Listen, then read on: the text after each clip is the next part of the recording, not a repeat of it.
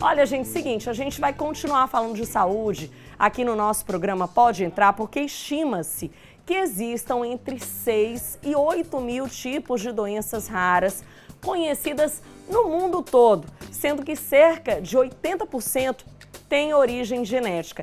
Aqui no Brasil, olha só, o Ministério da Saúde calcula que aproximadamente 13 milhões de pessoas convivam com algum tipo de doença. Para explicar mais sobre esse assunto, nós hoje estamos recebendo aqui no programa a representante da Associação de Doenças Raras, Patrícia Tito, e também a médica que é geneticista, Natália Carpegiani. Esse será o tema do nosso quadro Saúde e Vida desta terça-feira.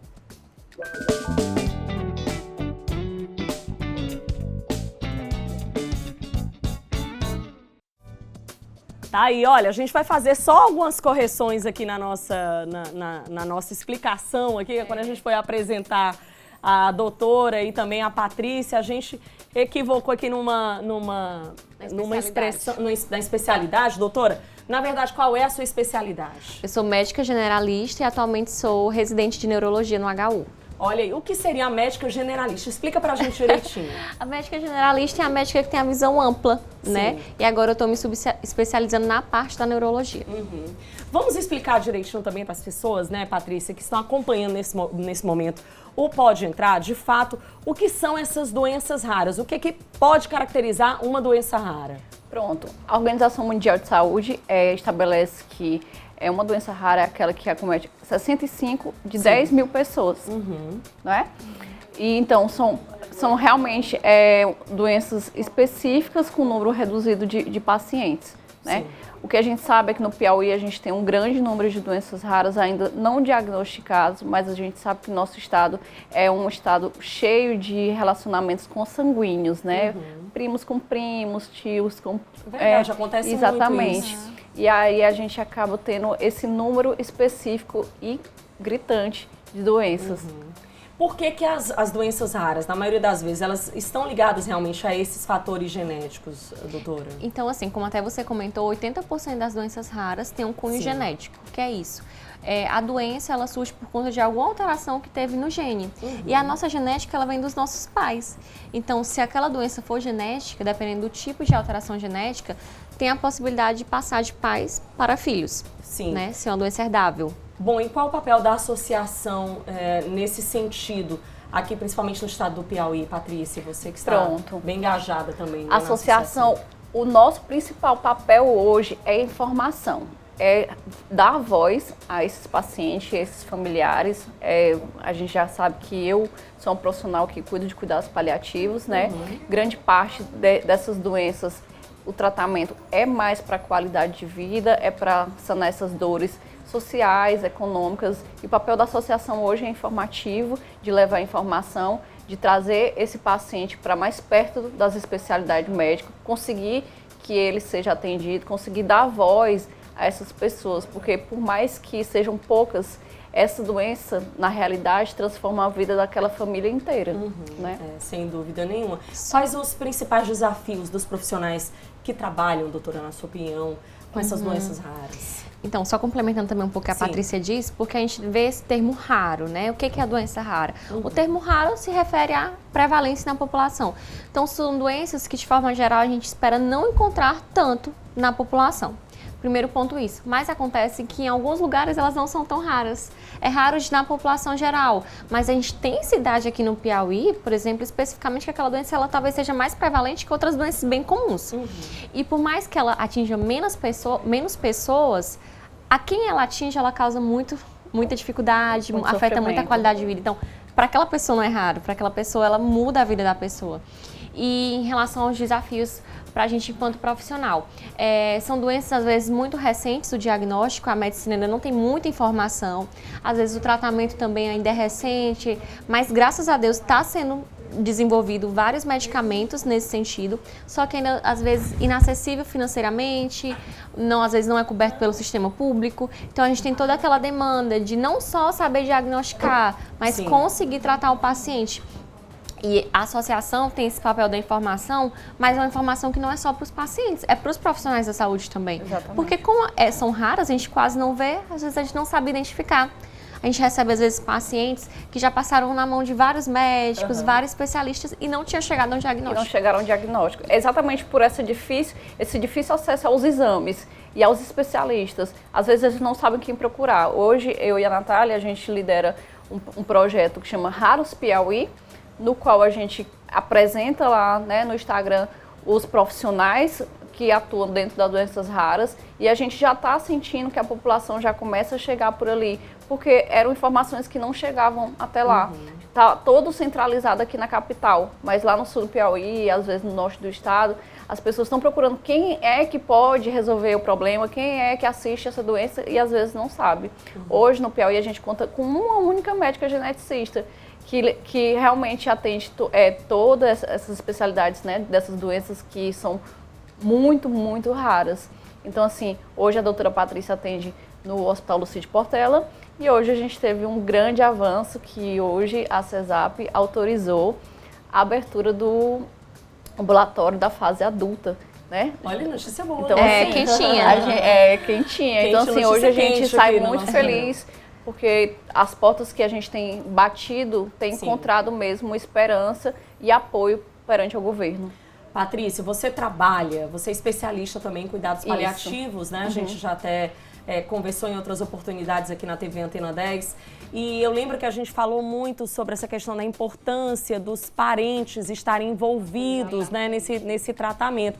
Eu queria que vocês falassem também sobre essa questão, né, das pessoas acolherem esse paciente que infelizmente sofre já, né, com essa doença rara, que a gente sabe que envolve uma série de questões, inclusive psicológicas, emocionais. O que a gente mais lida são com pais e mães, né? Eu tenho certeza que se é difícil você descobrir que tem uma doença rara, imagine para um pai e uma mãe descobrir que aquela criança tem uma doença rara e que às vezes não tem nem tratamento. E às vezes investigar uma doença que ninguém sabe tratar. Então aquele pai, aquela mãe fica muito frustrado, fica sem saber o que fazer. Às vezes as medicações não cabem dentro do bolso, porque são medicações de alto custo, né? Aí você fica, meu Deus, como é que eu vou cuidar dessa criança? E na questão do âmbito social, são pessoas que terminam com neurodegenerativas, né? Terminam ficando sem caminhar, sem poder trabalhar. Então, tudo isso envolve que alguém vai ter que cuidar dessa pessoa, né? Então, envolve a questão financeira, a questão social. A própria pessoa lida com a questão do luto daquela doença, porque ela não pode mais praticar as atividades físicas, ela não pode mais trabalhar, ela fica inapta, né? Ela fica perante ao mercado de trabalho, ela fica, de certa forma, inútil. Como é possível identificar que um paciente ele pode ser diagnosticado com uma doença rara, doutora? A gente observa muita gente, né? Fala assim, eu já fiz vários exames e não consigo constatar de fato o que é que eu tenho, né? A gente ouve muita gente falando sobre isso. De fato, esse é o primeiro passo, digamos assim, para identificar o problema daquele paciente? Pronto. Primeiro, eu também queria complementar. Fique à vontade, viu? Pode entrar, que a casa é nossa. Porque é um tema muito relevante, gente. A gente precisa trazer essas informações. Sim. Então, o que eu trago primeiro?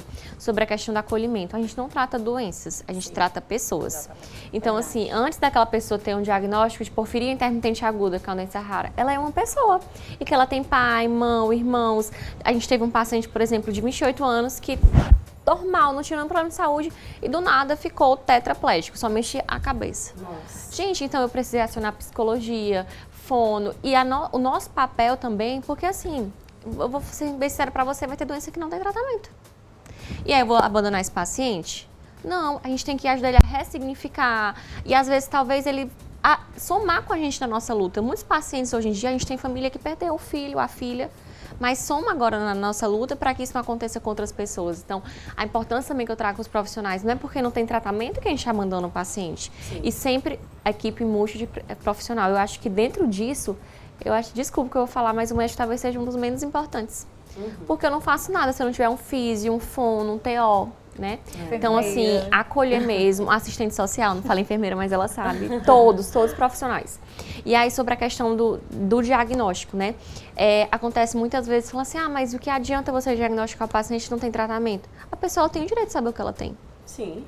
Mesmo assim, às vezes fala, mas para que insistir em diagnosticar isso se não tem um tratamento ainda? Sim, mas às vezes você dá um nome, muda a vida da pessoa. Eu tenho isso, né? Aquela pessoa, ela... E outra coisa, querendo ou não, ajuda nos dados para que depois sejam desenvolvidas pesquisas. Então, eu sou a favor de ter o diagnóstico, mesmo que ainda não tenha um tratamento. E aí, como chegar no diagnóstico? Geralmente, na medicina, a gente tenta buscar primeiro o que é mais comum. Eu sempre vou buscar nos sintomas algo que seja mais comum. Eu não começo pelo mais difícil. Mas se é um paciente que não consegue fechar um diagnóstico, que não melhora com isso, você tem que abrir a sua mente para as coisas raras. Às vezes, não pode ser não, que isso é muito raro. Pode ser. Pode sim. É 1 em 100 mil pessoas, mas tem aquele 1.